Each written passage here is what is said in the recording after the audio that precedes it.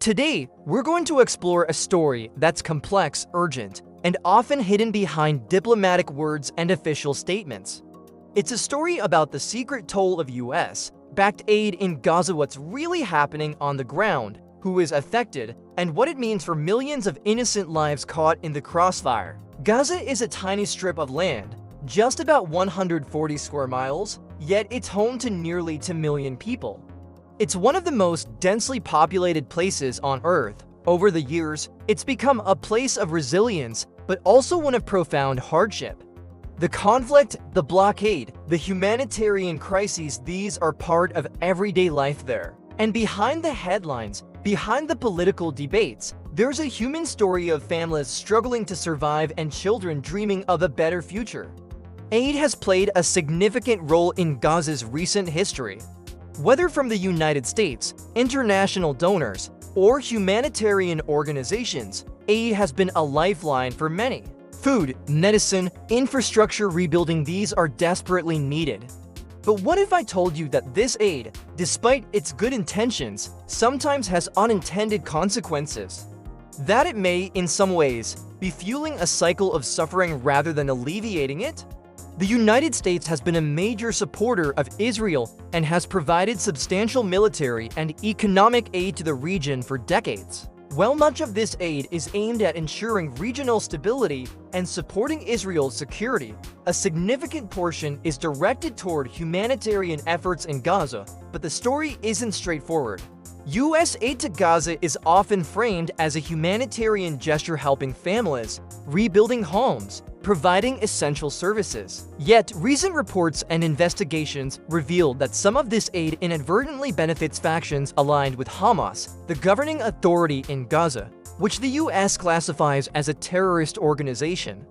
This creates a paradox. Aid meant to help civilians can, under certain circumstances, bolster groups that oppose US interests and threaten regional peace. It's a complicated web. When aid flows through certain channels, it can end up in the wrong hands or be diverted, making the entire process more difficult and sometimes counterproductive.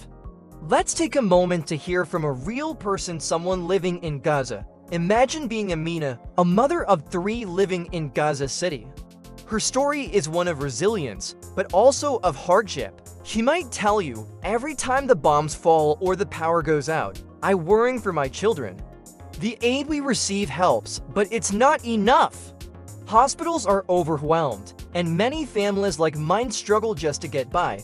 Her story echoes across Gaza: children born into a cycle of conflict, families torn apart by violence, communities feeling forgotten by the world. And her story isn't unique. Beneath these personal stories are harsh realities. Humanitarian aid, while vital, often doesn't reach everyone equally. Blockades and restrictions hamper the flow of supplies. Some aid is diverted or stolen. Infrastructure, hospitals, water systems, electricity remains fragile. Humanitarian workers face enormous challenges. They do their best to deliver aid, but security risks, political restrictions, and corruption make their job incredibly difficult. Sometimes aid intended for civilians ends up in the wrong hands or is delayed for months. This is where the uncomfortable truth comes in. Even the most well-meaning aid can have unintended consequences. It can deepen divisions, empower factions, or perpetuate dependency. And that is not just a problem in Gaza, it's a challenge faced in many conflict zones around the world. Now, let's zoom out and look at the bigger picture, the geopolitical landscape. Supporting aid in Gaza isn't just about helping people, it's also about strategic interests. The US and other powers see Gaza as a piece in a larger puzzle: regional influence, countering Iran, maintaining Israel's security. Maps of regional alliances and aid routes show how intertwined these interests are. US aid policies are often shaped by these considerations.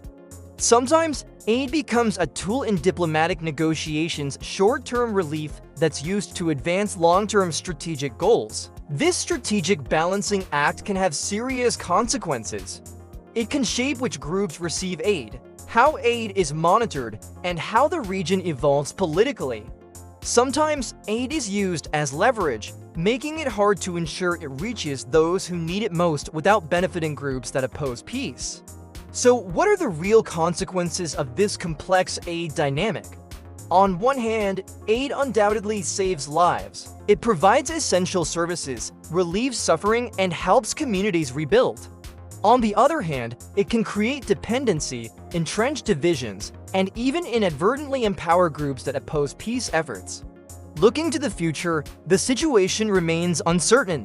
There's increasing pressure from human rights organizations, international bodies, and local communities for greater transparency and accountability in aid distribution. People in Gaza are calling for more than just emergency relief. They want sustainable solutions, economic opportunities, political reconciliation, and a hope for lasting peace. Young activists and community leaders in Gaza are advocating for change. They say, "We need more than just aid. We need a future where our children can live free from conflict, where our communities can thrive, and where peace is possible." It's a powerful reminder that aid alone isn't enough. Real progress requires addressing the root causes of conflict, rebuilding trust, and ensuring governance that serves all people equally. As we reflect on all this, one thing becomes clear. The story of US-backed aid in Gaza is not just about dollars and policies. It's about human lives, about children dreaming of a better future, families fighting to survive, communities striving for dignity amid chaos. It's about the global responsibility to do better.